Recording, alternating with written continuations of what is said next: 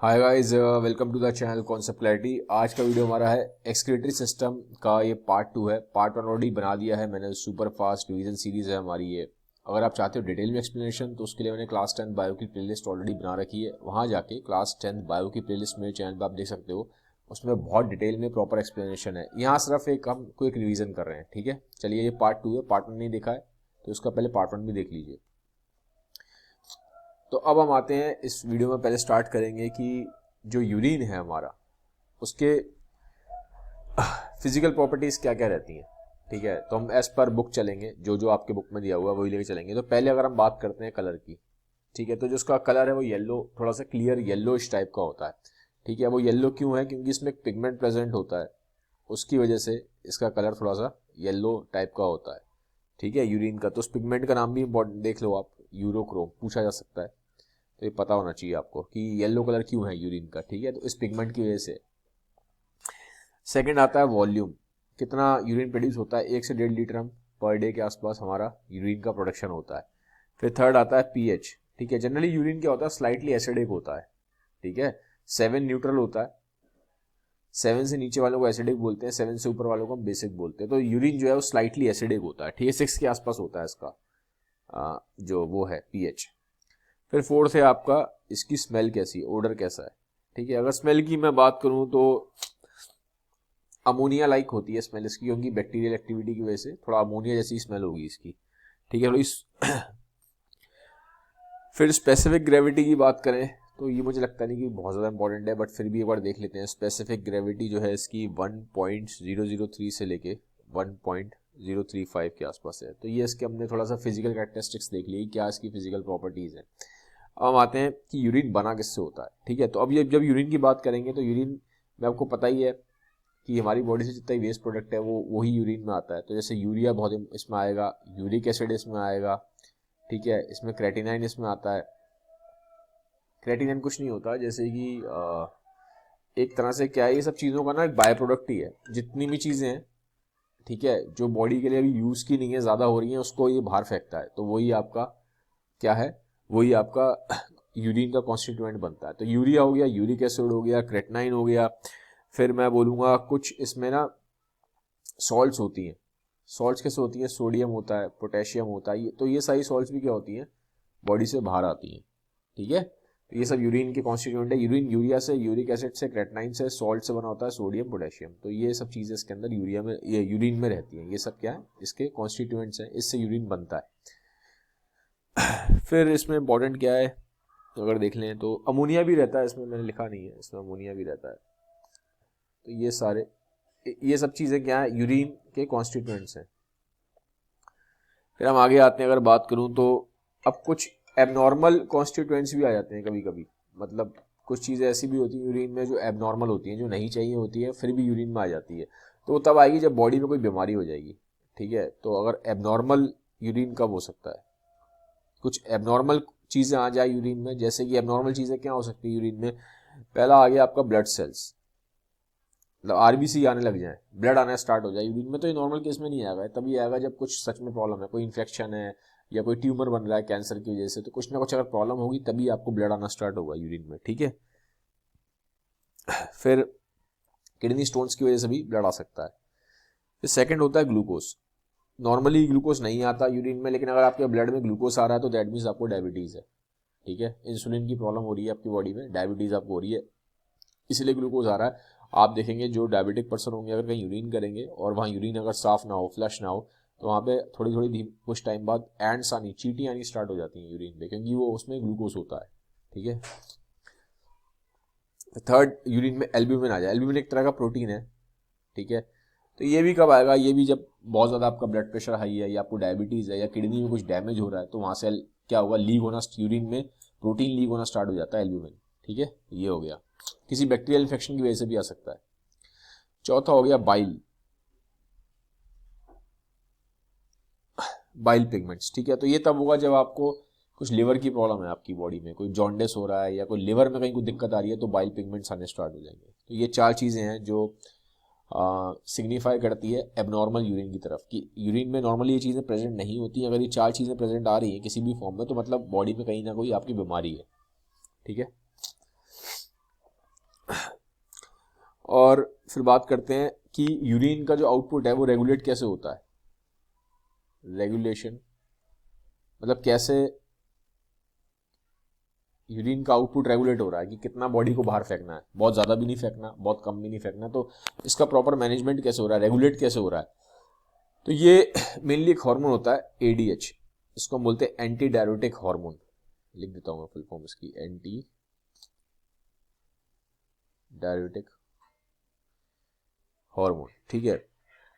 और ये जो है निकलता कहाँ से है, इसको पिट्यूटरी ग्लैंड होता है, ब्रेन में होता है, ठीक है। तो जो पिट्यूटरी ग्लैंड है ये इसका कंट्रोल करता है, इस हार्मोन को पिट्यूटरी ग्लैंड कंट्रोल करता है।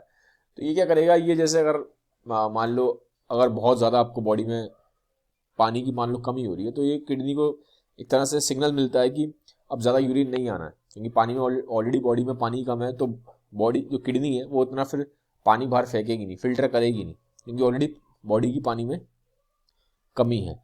लेकिन अगर आपकी बॉडी में ऑलरेडी ज़्यादा पानी है तो फिर क्या होगा, उसके हिसाब से फिर जो यूरिन का आउटपुट है वो रेगुलेट होता है। तो यूरिन के आउटपुट को रेगुलेट करने में इस हार्मोन का काफ़ी काम है। डायरेटिक का मतलब होता है जो चीज़ आपकी बॉडी से पानी को बाहर फेंकती है, ठीक है। तो इसीलिए ये एंटी डायरेटिक है, ठीक है। तो जब पानी की कमी होगी बॉडी में तो ये ADH ज़्यादा उस टाइम पे काम करता है। तो अब ये क्या करता है, बॉडी में पानी की कमी हो रही है तो पानी को रोकेगा, ठीक है। एक तरह से किडनी को सिग्नल देगा कि अब आपको ज़्यादा यूरिन प्रोडक्शन नहीं करना है, कि ऑलरेडी बॉडी में पानी कमी हो रही है, बॉडी में पानी का एक बैलेंस रहता है, ठीक है। अब क्या है, अब कुछ चीज़ें ऐसी होती हैं जो डायरेटिक होती हैं, जो बॉडी से पानी को बाहर फेंकती हैं। डायरेटिक का मतलब एक तरह से ये है, जो चीज़ बॉडी को पानी से बाहर फेंके। तो बॉडी से पानी को बाहर कौन फेंकता है, मतलब बॉडी से यूरिन का प्रोडक्शन बढ़ाए। एक तरीके से पानी का बाहर फेंकना, कैसे बॉडी को पानी से बाहर फेंको, यूरिन का प्रोडक्शन बढ़ना। ये यूरिन का प्रोडक्शन बढ़ता है, ऐसी कौन सी चीज़ें इससे यूरिन का प्रोडक्शन बढ़ता है, तो उसमें आता है चाय, कॉफ़ी, अल्कोहल। ये सब चीज़ें क्या है, बॉडी में अब आप इन चीज़ों को पियोगे तो आपको यूरिन ज़्यादा आएगा, यूरिन का प्रोडक्शन ज़्यादा होगा। तो हम बोलेंगे जो चीज़ें हमारी बॉडी में यूरिन का प्रोडक्शन ज़्यादा कराती हैं उसको हम डायरेटिक बोलते हैं, ठीक है।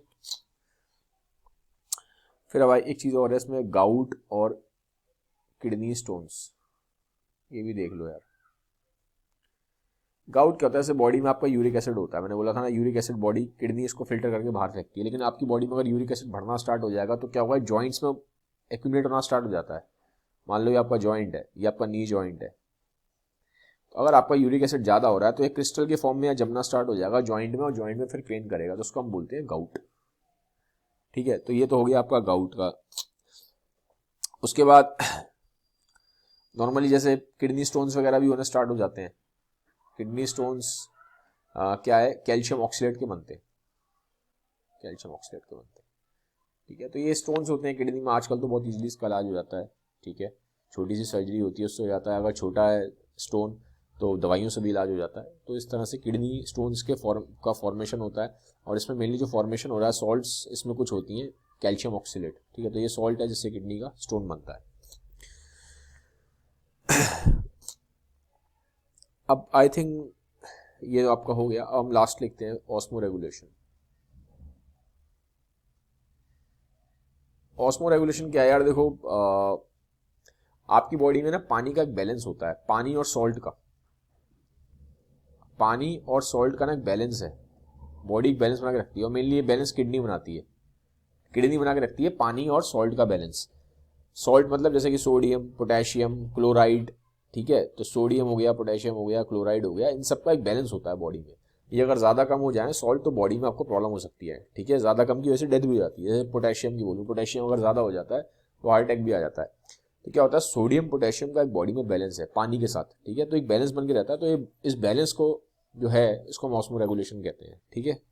तो ये हो गया, करता कौन है ये सब चीज़ें, मेनली किडनी करती है, ठीक है। तो ये हो गया। अब उसके बाद क्या है,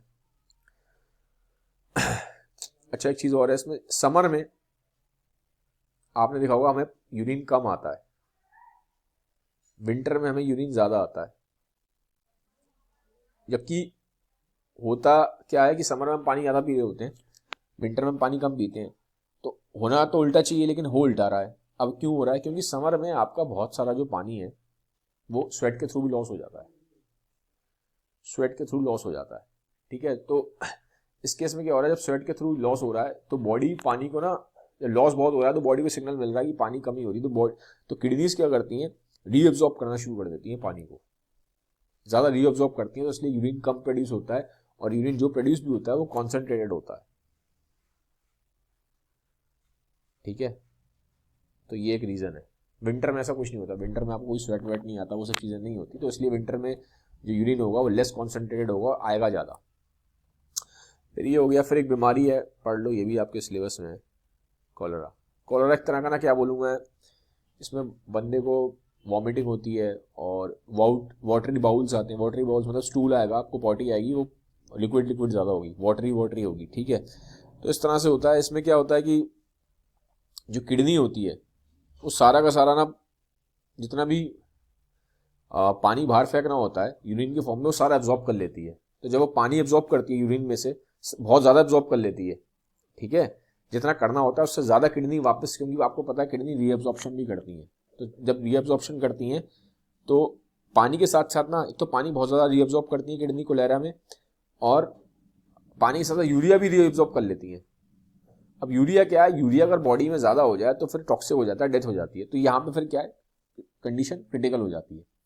ठीक है, अब क्या होता है कि हाँ, यूरिया ज़्यादा हो जाए तो उसको टेक्निकल नाम भी दिया हुआ है आपकी उसमें, यूरेमिया, ये याद रखना। ठीक है, तो ये ज़्यादा हो जाए तो डेथ हो जाती है, इसका ध्यान रखना जरूरी है। इसका ट्रीटमेंट क्या है, इसमें ORS दिया जाता है, ओरल रिहाइड्रेशन सॉल्यूशन। ORS कुछ नहीं होता, इसमें ग्लूकोज होता है और कुछ सोडियम, पोटेशियम, ये सब सॉल्ट्स वगैरह होते हैं। ठीक है, तो उससे इसका ट्रीटमेंट हो जाता है। अब फाइनली आता है आपका आर्टिफिशियल किडनी।